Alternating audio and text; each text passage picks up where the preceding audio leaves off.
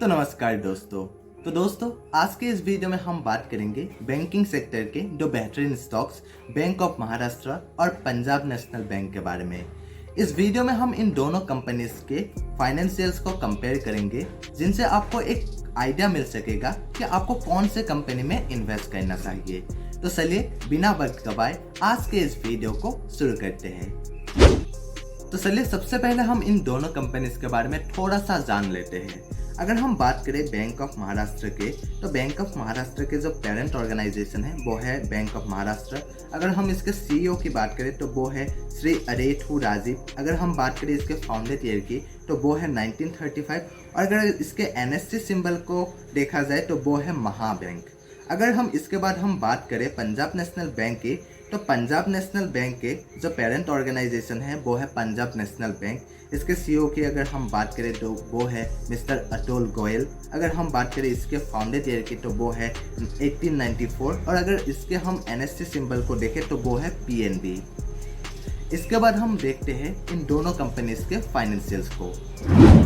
तो गाइस चलिए सबसे पहले हम इन दोनों कंपनीज के रेवेन्यू को देखते हैं। अगर हम बात करें पंजाब नेशनल बैंक के रेवेन्यू की, तो वो एक अच्छी खासी राइज हो रही है। अगर हम बात करें 2019 की, तो 2019 में इसका जो रेवेन्यू था वो है 59,515 करोड़। अगर हम बात करें 2023 की, तो वो है 99,085 करोड़। अगर हम देखें बैंक ऑफ महाराष्ट्र के रेवेन्यू को, तो बैंक ऑफ महाराष्ट्र के जो रेवेन्यू है वो 2019 से लगातार 2023 तक राइज हो रही है। अगर हम बात करें 2019 की, तो वो है 12,418 करोड़। और अगर हम बात करें 2023 की, तो वो है 18,182 करोड़। इसके बाद हम देखते हैं प्रॉफिट को। अगर हम बात करें पंजाब नेशनल बैंक की, तो 2019 में जो इसका जो प्रॉफिट है वो माइनस में रही है, -9,570 करोड़। यानी कि इस साल इस कंपनी को लॉस हुआ था। फिर 2020 से 2023 तक कंपनी को जो है एक अच्छी खासी प्रॉफिट मिल रही है। अगर हम बात करें 2020 की, तो वो है 438 करोड़। और अगर हम बात करें 2023 की, वो है 3,348 करोड़। अगर हम देखें बैंक ऑफ महाराष्ट्र के, तो बैंक ऑफ महाराष्ट्र के भी जो प्रॉफिट है वो 2019 में माइनस में रही है, यानी कि वो कंपनी 2019 में लॉस में रही है। इसके बाद 2020 से लगातार 2023 तक इस कंपनी का जो प्रॉफिट है वो राइज हो रही है। अगर हम बात करें 2020 की, तो वो है 399 करोड़। और अगर हम बात करें 2023 की, तो वो है 2,605 करोड़। इसके बाद हम देखते हैं नेटवर्थ की। नेटवर्थ की अगर हम बात करें, तो पंजाब नेशनल बैंक के जो नेटवर्थ है वो 2019 से लगातार 2023 तक राइज हो रही है। और ये एक गुड साइन है किसी कंपनी में इन्वेस्ट करने के लिए। अगर किसी कंपनी का जो नेटवर्थ है वो लगातार अगर राइज हो रही है तो ये एक गुड साइन होता है। अगर हम बात करें इस कंपनी के 2019 की नेटवर्थ की, तो वो है 46,084 करोड़। अगर हम बात करें 2023 की, तो वो है 1,02,880 करोड़। अगर हम बात करें बैंक ऑफ महाराष्ट्र के, बैंक ऑफ महाराष्ट्र के भी जो नेटवर्थ है वो भी 2019 से लगातार 2023 तक राइज हो रही है। अगर हम बात करें 2019 की, तो वो है 5,883 करोड़। इसके बाद अगर हम बात करें 2023 की, तो वो है 15,790 करोड़। अगर हम इसके बाद हम बात करते हैं कंपनी के जो फंडामेंटल्स है उसके बारे में। अगर हम बात करें बैंक ऑफ महाराष्ट्र के, बैंक ऑफ महाराष्ट्र के जो मार्केट कैप है वो है 26,661 करोड़। और अगर हम बात करें पंजाब नेशनल बैंक के मार्केट कैप की, तो वो है 68,874 करोड़। इसके बाद हम बात करते हैं पी रेशियो की। तो पी रेशियो जो बैंक ऑफ महाराष्ट्र के पी रेशियो है वो है 8.40। और अगर हम बात करें पीएनबी की, तो इसका जो पी रेशियो है वो है 15.70। और किसी कंपनी का अगर पी रेशियो जितना ज़्यादा कम होगा वो उतना ही ज़्यादा अच्छा है उस कंपनी में इन्वेस्ट करने के लिए।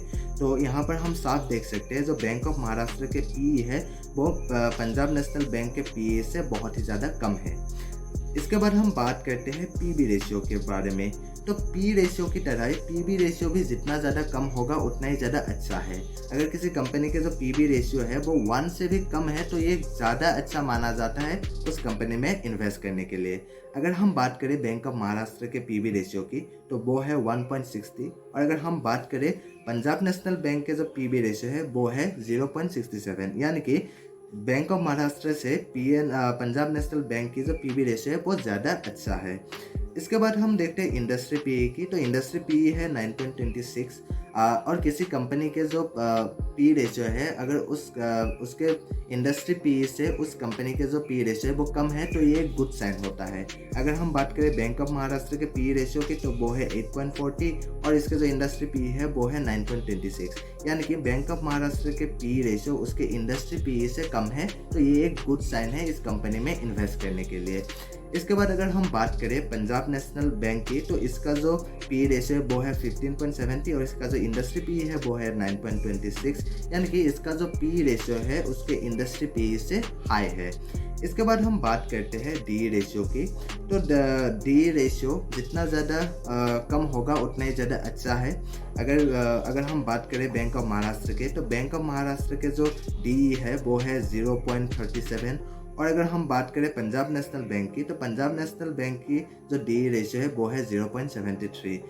यूँ कहूँ तो इन दोनों कंपनीज के जो डी रेशियो है वो अच्छे खासी मानी जा सकती है। इसके बाद हम बात करते हैं आरओई की, तो बैंक ऑफ महाराष्ट्र के जो आरओई है वो है 17.45% और पंजाब नेशनल बैंक के जो आरओई है वो है 3.34%। और आरओई जितना ज़्यादा होगा उतना ही ज़्यादा अच्छा है उस कंपनी में इन्वेस्ट करने के लिए। इसके बाद हम बात करते हैं ईपीएस यानी कि अर्निंग पर शेयर की, तो बैंक ऑफ महाराष्ट्र के जो ईपीएस है वो है 4.48। इसके बाद अगर हम देखें पंजाब नेशनल बैंक के जो ईपीएस है वो है 3.99।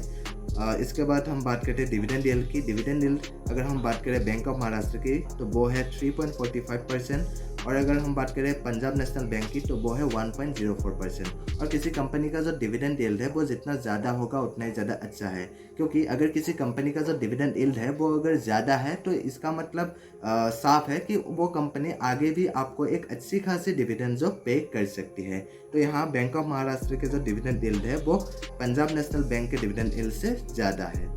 इसके बाद हम बात करते हैं बुक वैल्यू की, तो बैंक ऑफ महाराष्ट्र के जो बुक वैल्यू है वो है 24.96 और पंजाब नेशनल बैंक के जो बुक वैल्यू है वो है 94.65। और अगर हम बात करें फेस वैल्यू की तो बैंक ऑफ महाराष्ट्र के जो फेस वैल्यू है वो है 10 और अगर हम बात करें पंजाब नेशनल बैंक के जो फेस वैल्यू है वो है 2। इसके बाद हम बात करते हैं शेयर होल्डिंग पैटर्न के बारे में। अगर हम बात करें पंजाब नेशनल बैंक के जो शेयर होल्डिंग पैटर्न है उसमें प्रोमोटर्स के पास 73.15% शेयर मौजूद है और किसी कंपनी के जो प्रोमोटर्स के पास अगर 45% से शेयर ज़्यादा है तो ये गुड साइन होता है उस कंपनी में इन्वेस्ट करने के लिए। अगर हम उसी तरह देखें बैंक ऑफ महाराष्ट्र के, तो बैंक ऑफ महाराष्ट्र के जो शेयर होल्डिंग पैटर्न को अगर देखें तो इसके पास भी प्रोमोटर्स के पास 86.46% शेयर मौजूद है। तो दोस्तों आज के लिए बस इतना ही, और अगर आपको ये वीडियो पसंद आया तो प्लीज़ लाइक करिए और अगर आप इस चैनल पे नए हैं तो प्लीज़ सब्सक्राइब भी कर दीजिए और अगर आप मुझे इंस्टाग्राम में फॉलो करना चाहते हैं तो लिंक डिस्क्रिप्शन में दिया गया है। और हाँ, ये जो वीडियो है ये सिर्फ एजुकेशनल पर्पज़ के लिए बनाया गया है और किसी भी स्टॉक्स में इन्वेस्ट करने से पहले खुद से रिसर्च जरूर करिएगा।